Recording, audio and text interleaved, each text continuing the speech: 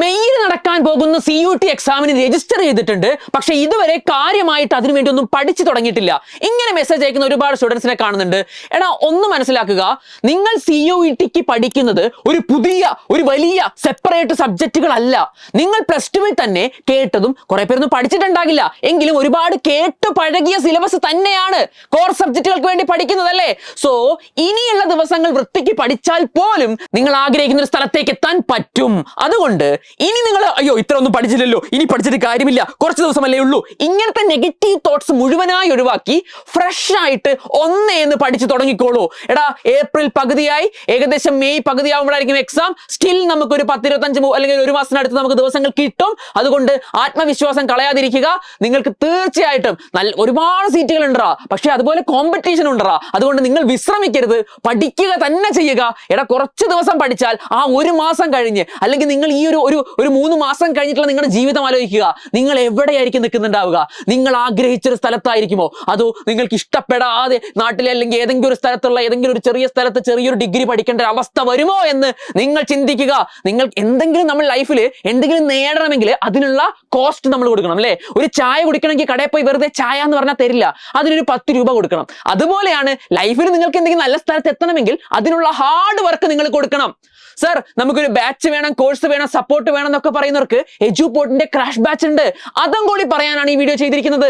നിങ്ങൾക്ക് ഈ വീഡിയോ കണ്ടുകൊണ്ടിരിക്കുന്ന ഓരോരുത്തർക്കുമുള്ള ഒരു ലാസ്റ്റ് ചാൻസ്. ഈ വിഷുവിന് എജുപോർട്ടിന്റെ വക നിങ്ങൾക്കൊരു വിഷു കൈനീട്ട് നൽകാൻ പോവുകയാണ്.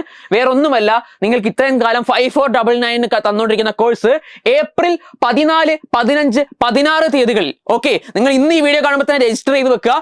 14, 15, 16 തീയതികളിലൊക്കെ ആയിട്ട് നിങ്ങൾ രജിസ്റ്റർ ചെയ്താലും ആ സമയത്ത് ഇത് പർച്ചേസ് ചെയ്യുന്ന ആളുകൾക്ക് നിങ്ങൾക്ക് 4499, അതായത് 1000 രൂപ കൈനീട്ടമായി അഡീഷണൽ ഡിസ്കൗണ്ടിൽ സെയിൽ നടത്താൻ പോവുകയാണ്.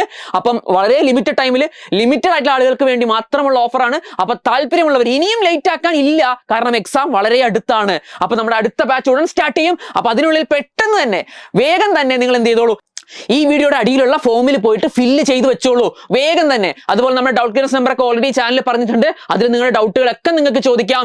അപ്പൊ സോ ഓർത്ത് വെച്ചോ, ഈ 3 ഡേറ്റ് നമ്മുടെ എജുപോർട്ടിന്റെ വലിയ ഓഫറാണ് നടക്കാൻ പോകുന്നത്. ഏറ്റവും ലോവസ്റ്റ് പ്രൈസിലാണ് ഈ CUTന്റെ ക്രാഷ് ബാച്ച് നിലവിൽ കൊടുക്കുന്നത്. സോ ഗൈസ്, 4499 കിട്ടാം CUT ക്രാഷ് ഓൺലൈൻ, എജുപോർട്ടിന്റെ വിഷു കൈനീട്ടം. അപ്പൊ ഈ എജുപോർട്ടിന്റെ ഈ ഓഫർ അടക്കമുള്ള ബാച്ച് നിങ്ങൾക്ക് എടുക്കാൻ വേണ്ടിയിട്ടുള്ള ഈ ലാസ്റ്റ് ചാൻസ്, അത് നിങ്ങൾ വിട്ട് കളയാതിരിക്കുക. അപ്പം ഒന്നും കൂടി പറയാനുള്ളത്, നിങ്ങൾക്ക് ഇതൊരിക്കലും ഒരു CUT എന്ന് പറയുന്ന എക്സാം എഴുതാതിരിക്കാൻ എന്ന ചിന്തയുണ്ടെങ്കിൽ അതൊക്കെ ഇപ്പോഴേ മറന്നേക്കുക. ലാസ്റ്റ് ട്രൈ കൊടുത്തിട്ടാണെങ്കിലും വെറുതെ നിങ്ങളുടെ വീട്ടുകാരുടെ ഒരുപാട് പൈസ കൊടുത്ത് പ്രൈവറ്റ് കോളേജിൽ പോകേണ്ട ആവശ്യമുണ്ടോ? നിങ്ങൾക്കൊരു ജസ്റ്റ് നമ്മുടെ ഒരു ബാച്ച് എടുത്തുകൊണ്ട് നിങ്ങളൊന്ന് വൃത്തിക്കിരുന്ന് പഠിച്ച് നിങ്ങൾ ആ എക്സാം ക്വസ്റ്റ്യൻസും ബാച്ച് ആപ്പിൽ റെക്കോർഡഡ് ലൈവ്സ് ഒക്കെ കണ്ട് ഡെയിലി ഒരു 7 to 8 hours സ്പെൻഡ് ചെയ്ത് നിങ്ങൾക്ക് നല്ലൊരു സ്ഥലത്ത് എത്തിക്കൂടെ?